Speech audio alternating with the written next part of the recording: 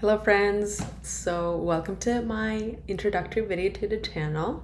I'm doing this video because Nico, one of my coolest students of English, asked me to do it. Well, told me to maybe you should do a video explaining what the channel is about when you have created a channel, which makes a lot of sense. So thank you, Nico, you're the best. And yeah, so why this channel? So it's funny, I feel like I'm at a point where I really am ready to share the so much stuff that I'm working on and that is very useful for people to learn about and that I talk to my friends about all the time. So I was just like, why not tell everybody at the same time through the power of internet? I think that's awesome. So if you know me in person, you know that self-work is very important to me. I guess I started working on myself in 2016, so about 7 or 8 years ago. When I graduated, I started learning about psychology, meditation, doing yoga, and I realized that in 7 years after, like this winter, I took a Vipassana course. So this is a silent meditation retreat for 10 days. And at this retreat, we would meditate for 10 hours a day, and we would wake up at 4 in the morning and stuff like that. I meditated so hard that I was able to achieve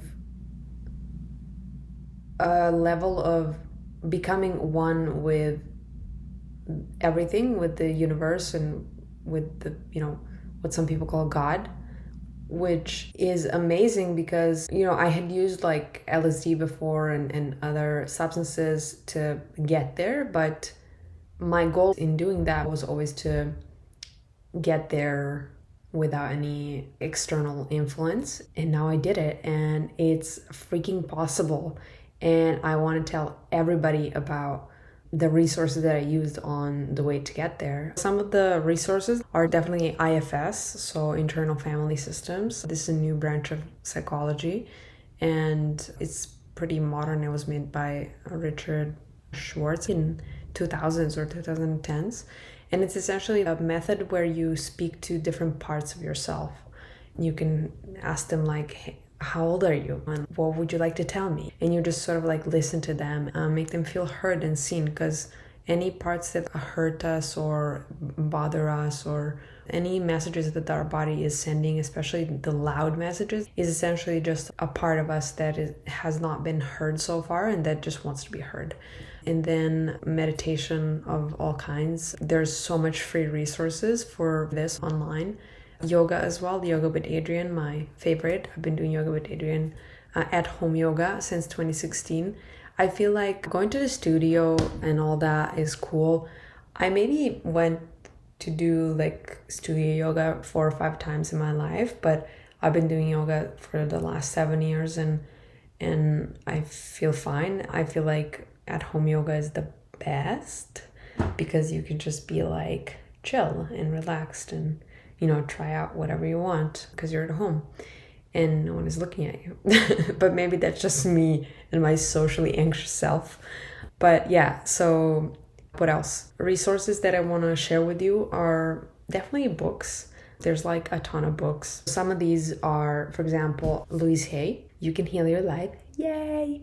This is a book about positive affirmations. I'm definitely doing a book review where you're going to hear more about this. But the coolest thing about this book is that at the end of it, there's a list of diseases, so medical conditions, and then the related negative thoughts or patterns that cause it, so psychosomatic causes to it, and then also affirmations or positive thoughts that you can use to support your healing. And what's really cool about this book is that this book taught me more about the connection between the body and the mind, and sort of the body is a map of our unconscious, and it's a map of everything that is bothering us. And if we spend more time in the body and if we have an intention for it, then we could have an amazing life.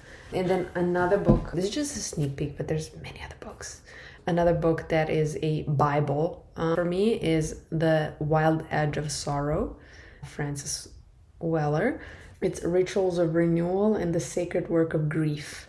So grief, oftentimes we think of grief when someone dies, or when someone dies, basically, or when we don't get what we wanted. But yeah, grief can be about any loss in life, and it's not only when people leave, but I think grief is important because grief is sort of like the key to the emotions that are opposite of it, which is essentially like joy and ecstasy and just feeling in awe of life and being all around awesome.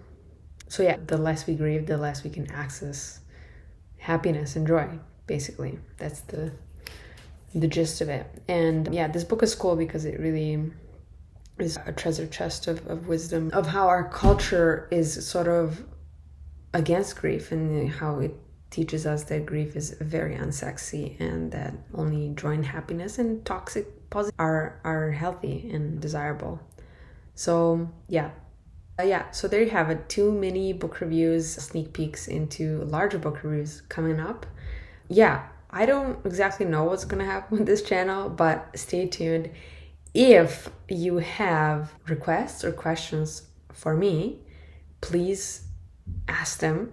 Either direct message me or write in the comments, because I am at my very best when I respond, especially to questions. See you soon.